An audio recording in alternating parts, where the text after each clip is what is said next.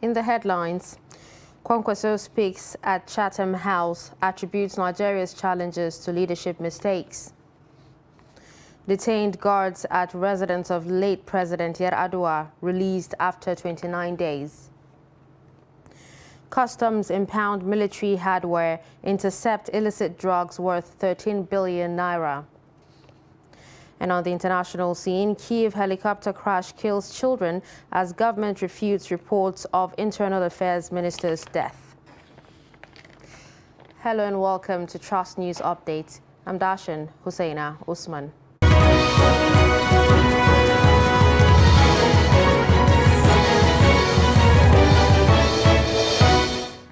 And we begin with politics, where presidential candidate of the new Nigerian People's Party, Rabiu Musa Kwankwaso, on Wednesday told global audience at the Chatham House, London, that he will make Nigeria a business, investment and career destination if elected president. Kwankwaso, who enumerated his policy options, says education will be accorded priority attention if he becomes president through adequate investments and support to the citizens, thereby addressing the challenge of 20 million out-of-school children, blaming leadership inadequacy for challenges in Nigeria. Responding to a question on whether he will step down for the Labour Party presidential candidate, Kwankwaso said his political opponent has integrity issues to contend with. Kano State, we will make all application forms for admission into tertiary education institutions and application forms for employment free. H, we will also make all examinations such as WAEC, NECO, NAPTEB, MBAS, JAM, etc. free. These were successfully implemented for 8 years in Kano State when I was the state governor. We will introduce a 4-year validity period for JAMB examination results so that our children can use the same JAMB results again to gain admission into our tertiary education institutions. J, we will upgrade and expand all our universities, polytechnics, and the colleges of education and raise their standard to global competitiveness. K, we will work with all stakeholders to arrest the rot and the decay in our tertiary education institutions and ensure that the perennial industrial action by staff unions is brought to a permanent stop.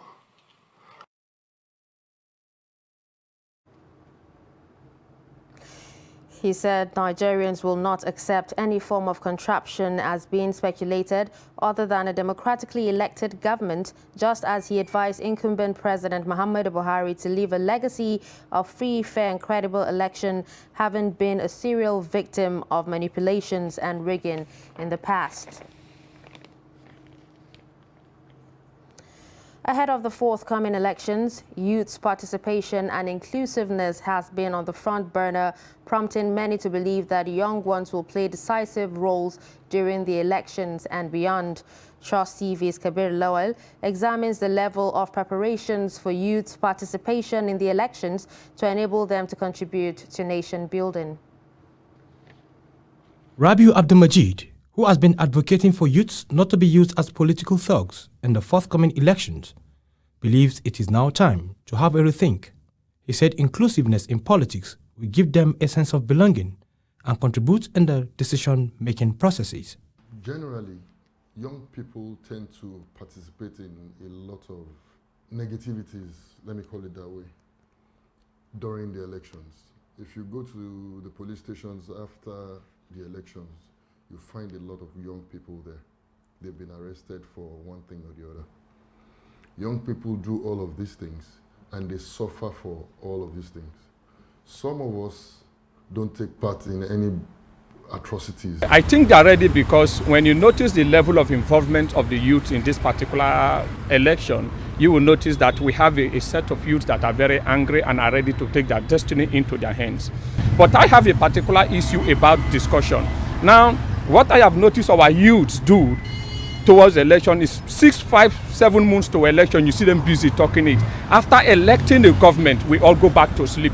A cross-section of youths also said if given the opportunity, they will combat political thuggery and be good ambassadors of the country at all times. It is time for us to set our goals and then pursue it. If not, we'll end up at home telling the stories to our kids what we did while we were young. So I urge everyone to just take part positively. We should add value to ourselves more than just allowing ourselves to be used as instruments of, giving these politicians the chance to use it. I myself, my advice to you, if anyone is sending you out there as a thug, let his child be your leader. And I believe that would be the best idea. If not, if they feel that thuggery is not the best for their children, then definitely thuggery is not the best for you as a youth. We should all educate ourselves. Nigeria is literally our country, it's not their country, it's our kind of country. So we need to be able to educate ourselves to know what to do and what not to do, because at the end of the day, we are still the future leaders of tomorrow. So it's basically in our hands. They should wake up. They should stop fighting, using them as thugs and all that will not solve the issue. You don't use a fight to fight a fight. You use your head. You don't use your hands and all that. The political class was severally accused of manipulating employed youths to arrive at a political decision. Kabir Lawal, Trust TV News, Abuja. With the collection of PVCs now extended to the 29th of January 2023 by INEC, Nigerians now have more time to get their cards to enable them vote for their preferred candidate in the forthcoming elections. However, with every passing day, Nigerians are raising concerns as issues around the collection process continue to bother registered voters at the centers. In this report, Noel Samson gets the reactions of Nigerians who are yet to get their cards, especially as the deadline draws nearer despite the extension. The report.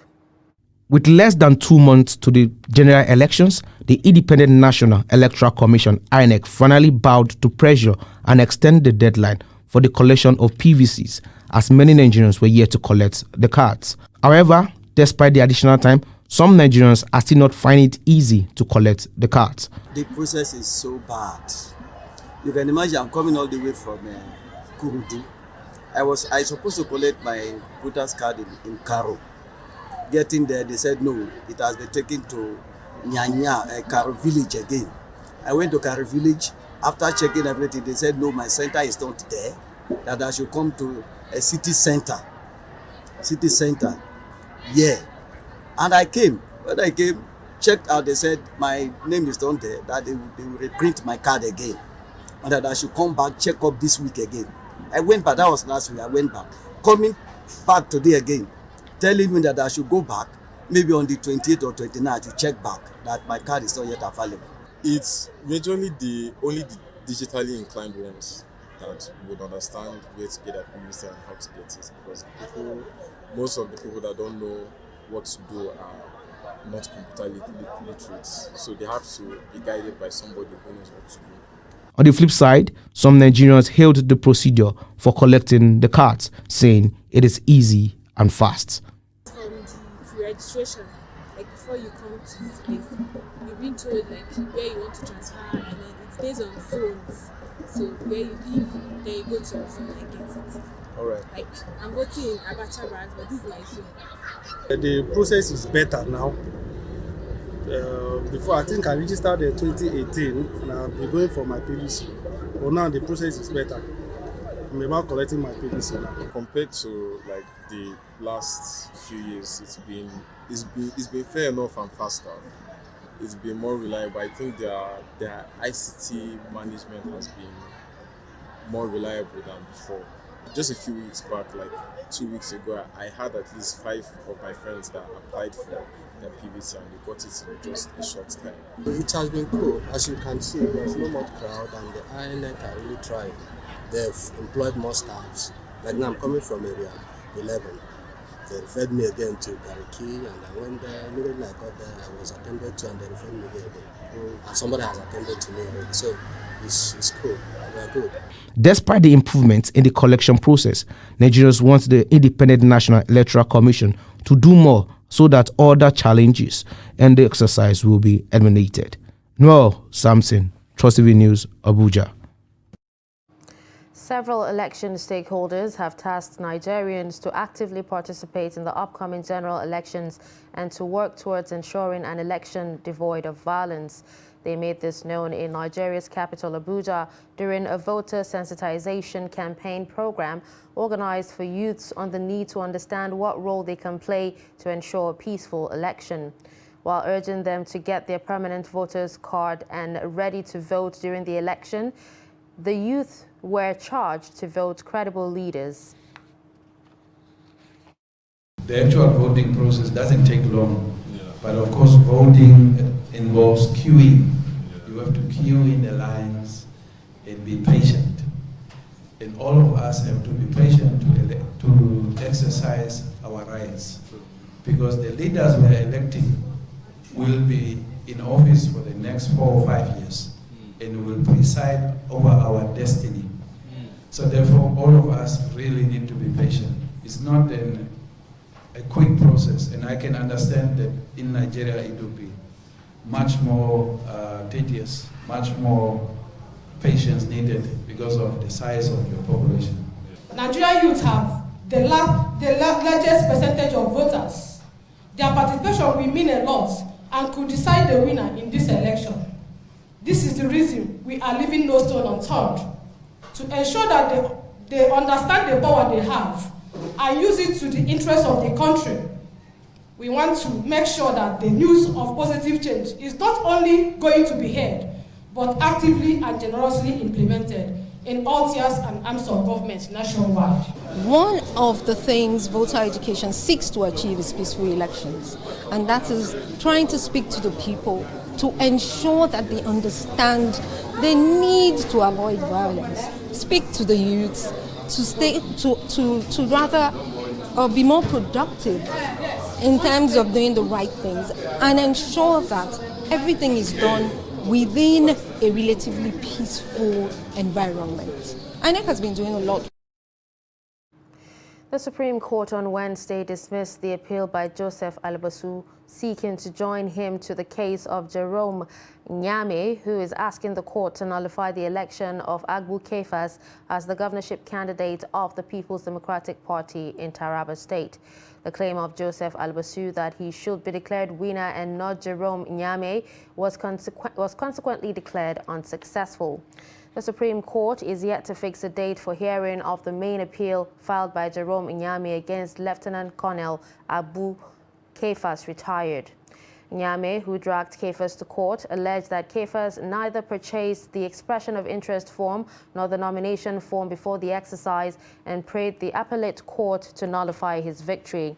His prayer was rejected at both lower courts. Moving on, police operatives and civilians guarding the residence of the late President Umaru Musa Yar'Adua, detained for 29 days, have been released. The 8 detained police operatives and civilians were released some hours after family members spoke to Trust TV, demanding either their formal charge to court or release. Abdullahi Yamadi completes the report. One of the detained civilians guarding residence of the late president said they were arrested and detained for allegedly burgling and stealing some valuables belonging to Hajia Toure Yar'Adua. He said though it was an offense they knew nothing about, they were however detained for 29 days without trial. Narrating his ordeal, Yunusa Muhammad said though they were not interrogated and humiliated in the course of investigation, but 29 days in detention is something he will never forget. The only thing I will do is to leave everything in the hands of God, because I personally believe in destiny. Let me appreciate you and the media you represent for coming through for us through your reportage. wanda ya kuma ubangiji Allah tuna asirin shi. He, however, thanked God for his intervention and commended the media for championing their cause.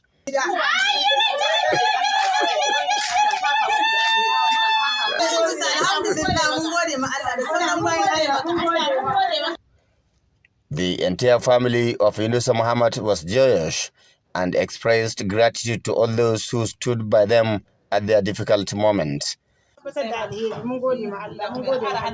This is one of the days we will never forget. We are happy for the freedom of our husband. We thank God for everything.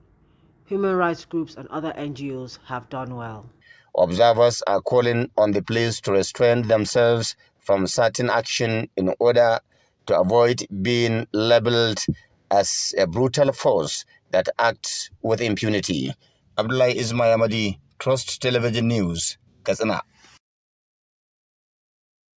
Moving on to security, troops of Operation Forest Sanity have neutralized 2 bandits and cleared several of their hideouts in the Chikun local government area of Kaduna State. This was disclosed in a statement on Tuesday by the Kaduna State Commissioner for Internal Security and Home Affairs, Samuel Arwan. The commissioner said the troops achieved the breakthrough during fighting patrols along the Kaborisha Rijana Forest, Kuzo, Kujeni, Gwanto, Kachia axis. According to the commissioner, the troops set up an ambush position along the Gwento-Kwaso road and thereafter engaged the bandits approaching the location on motorcycles. During the process, the troops killed the 2 bandits and recovered 3 motorcycles. The troops also raided bandits' camps in the Kutura Rijana general area, during which the bandits fled into the forest on sighting the troops, who then destroyed the camps and recovered 3 motorcycles. Other items recovered include several sets of military uniforms and bandoliers. While assuring residents that the onslaught against bandits was in progress, the commissioner appealed to the public to continue to volunteer useful information.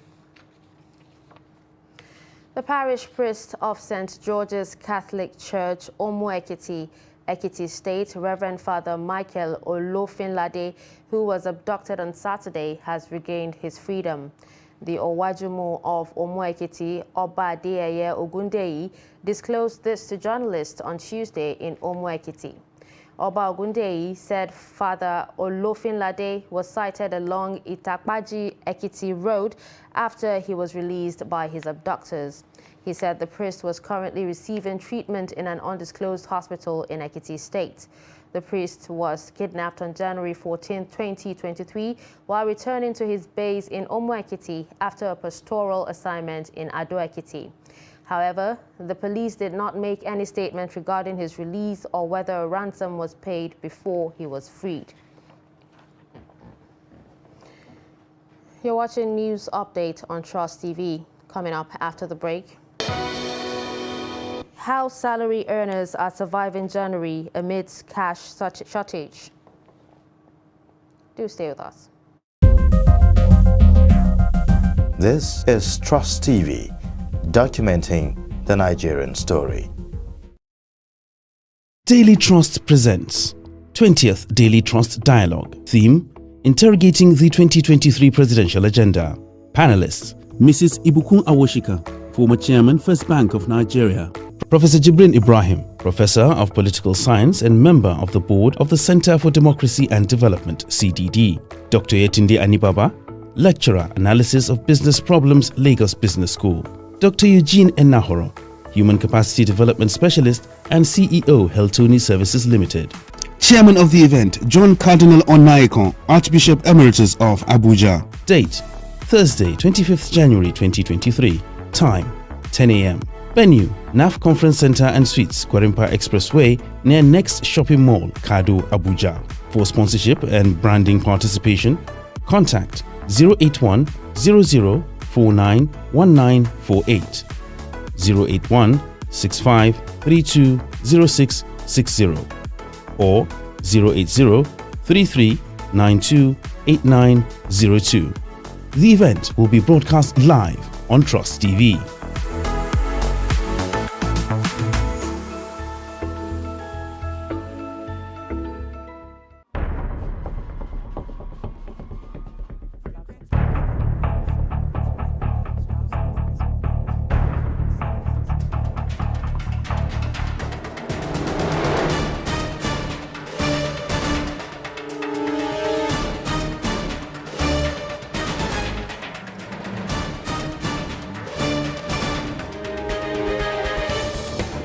That's great. It's good to see you.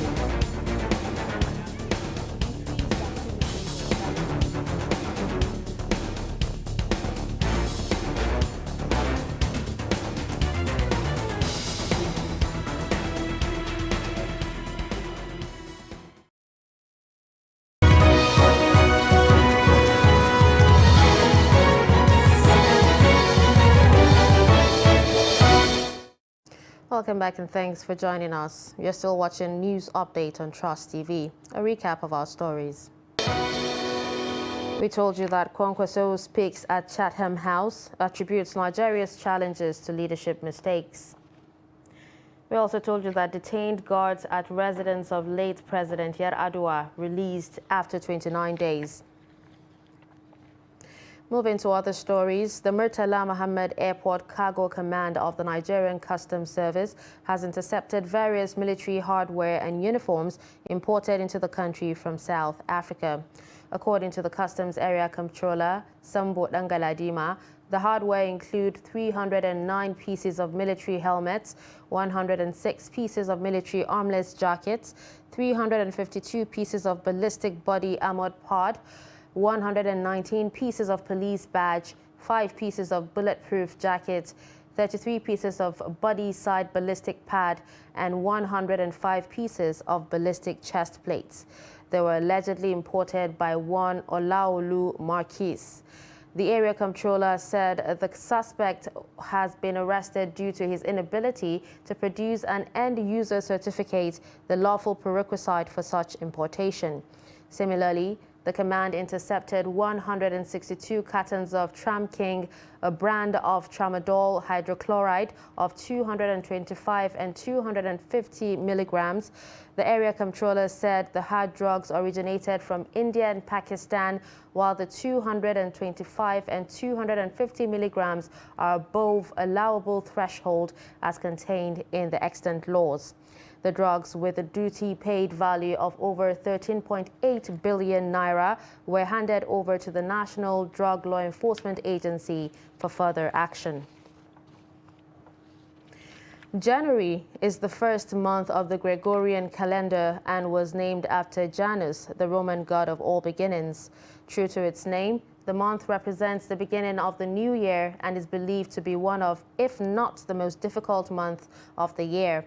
This is because the monthly salary cycle from December of the previous year to January of the next year is nothing like the rest of the month due to the high level of spending during Christmas and New Year. In this report, Noel Sampson gets the reactions of Nigerians concerning the last 2 weeks of January, considered to be the most difficult due to the near total and in some cases total lack of money among salary earners. The report. The last 2 weeks of January are usually characterized by hardship among salary earners because of lack of money. This stems from expenses incurred during the Christmas and New Year breaks, where many celebrated lots of merriment that also involved travel to visit loved ones. January is also the season where school fees for the second term is paid. Hence, those who even had little to spare will have to dispose what is left for kids to return to school. This leaves many almost cashless. As the month enters its third week, survival becomes extremely difficult. I'm not really prepared, but because we have finished everything, we have eaten all our money, and we cannot use the salary on Christmas and still use it for school fees again. It's not enough. Money to even feed it, sometimes they had us because the salary is too small, it's too poor. Like me now, if I tell you how much I'm earning, you go surprised. As the basic salary itself, you go surprised for my level. So I'm even think how we take get money for it. And then the school fees every day is increasing. It's obvious that almost every January people have issues because of settlement of school fees, maybe relocation, change of paying of your rent, renewing your rent, and other activities like that. So based on that, you have little coming in, and the little you have, you want to share it among the ones you give much priority to, like the school fees, accommodation, and perhaps some health issues. So it's not always easy for the common man in Nigeria. However, some are not even bothered about the hardship that comes with the month, as they are blessed or prudent enough to make provision for the month. This January we are managing with God now. It's God that is sustaining us. That is the issue. I believe, though me, I did not travel, but I was able to manage. I reserve what I will manage in this January. I didn't travel, so that's what is sustaining me now. Not for we the business owners. It's for the salary earners. You know, the way you plan your December to affect your January, either directly or indirectly. If you plan your December very well, you will enjoy January. If you spend lavishly in December, you will complain in January. So it's all about planning. Lack of proper planning and excessive spending during Christmas and New Year celebrations have been attributed to the hardship experienced during January. Hence, people have been advised to be prudent during Christmas periods. Noel Samson, Trust TV News, Abuja. On the international scene, Ukraine's interior minister has refuted reports that Denis Monastyrski died Wednesday morning in a helicopter crash. The accident occurred near a nursery in a residential area in Brovary near Kiev, the capital. Local reports say 18 people were killed, including other ministry officials and 3 children. About 30 people injured have been taken to a hospital, including 15 school kids. National Police Chief Ihor Klimenko said Monastyrski died alongside his first deputy, Yevniev Yenin. The ill-fated chopper belonged to the state emergency service.